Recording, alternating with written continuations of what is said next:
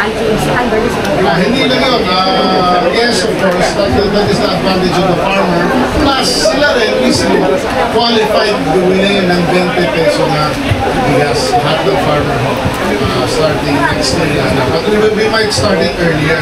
Ang iniisip namin sa NFA is starting next harvest season, bandang October or never, gagawa tayo ng sistema na sa bawat, let's say, mag-deliver sila ng 50 kaban, makakabili sila ng isang 50 kilo sack ng 20 peso rice para sa kanyang pamilya din naman. So, yun, kasama sila sa benepisyo na itong 20 pesos. At tataasan pa yung budget sa pagbili ay palay sa kanila. That's good to know because at least na-concern ng people, nakawawa daw ang farmers. Huwag po nilang isipin yun na talagang, of course, the DA, ang mandato ng DA ho ay farmers and fisher first natin.